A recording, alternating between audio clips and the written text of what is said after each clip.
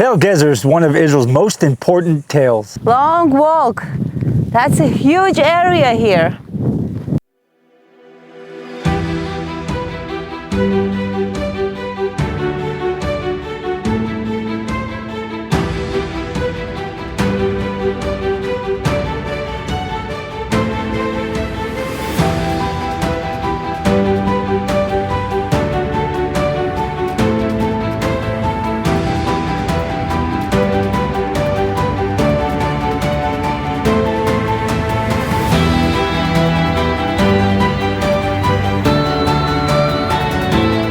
We are located 14 miles east from the Mediterranean and just at the beginning of the foothills and before it goes up to Jerusalem. A very important piece of the puzzle here is this ancient city sits on the Via Maris. We've talked in this channel about the Via Maris quite a few times.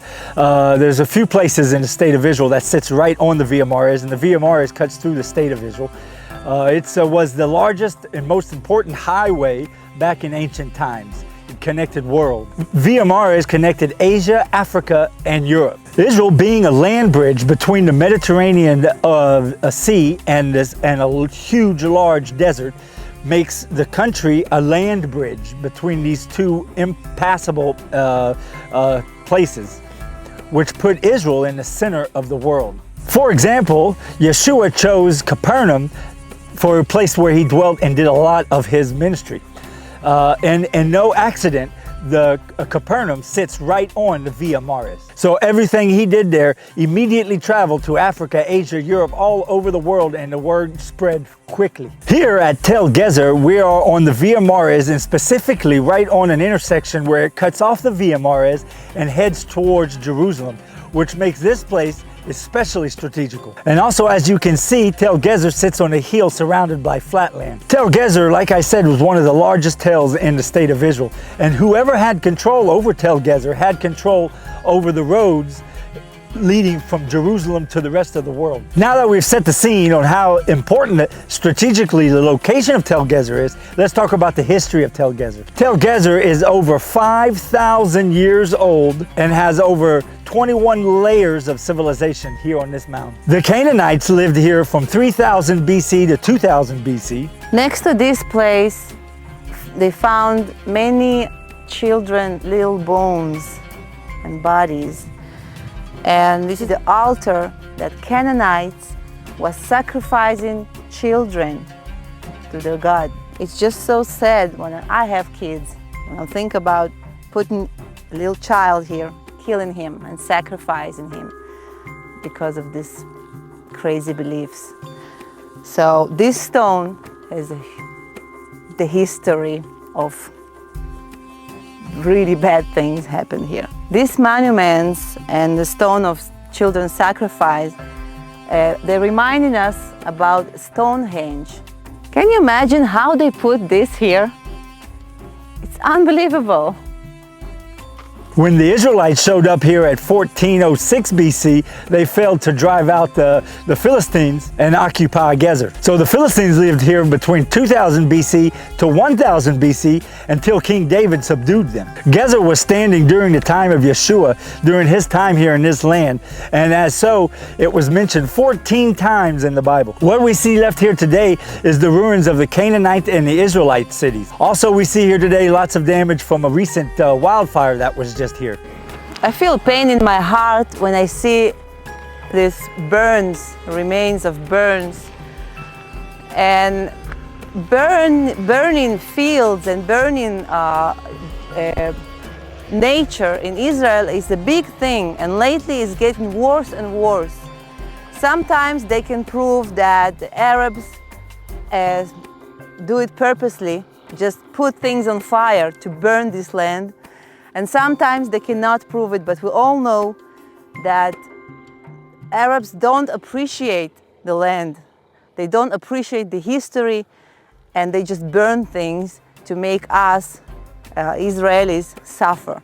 During the conquest of the Promised Land, God gave the Israelites Gezer. In Joshua 10:33 it says, let me read, "Then Horam, king of Gezer, came up to help Lachish, and Joshua smote him and his people until he had left him none remaining. And then in Joshua 16:10 it says, "And they drove not out the Canaanites that dwelt in Gezer, but the Canaanites dwell among the Ephraimites unto this day, and serve under tribute." But after reading that, we see that even though God gave them victory of Gezer, the Israelites did not drive out the Canaanites. Instead, the remaining were turned into slaves. Later, Gezer was one of the cities given to the tribe of Levites and was used as a city of refuge. In Joshua 21:20-21, it says, and let's read, "And the families of the children of Kohath, the Levites which remain of the children of Kohath, even they had the cities of their lot out of the tribes of Ephraim.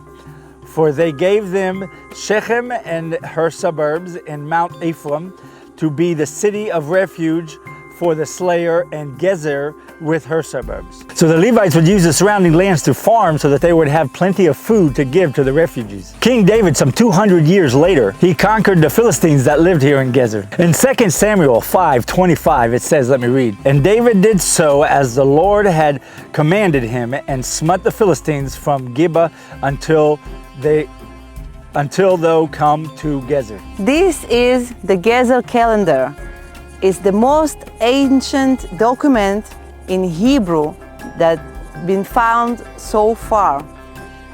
And it says the 12 months of agriculture work that's been done in those days. The real thing is not here. It's much smaller. It's 7 by 11 centimeters.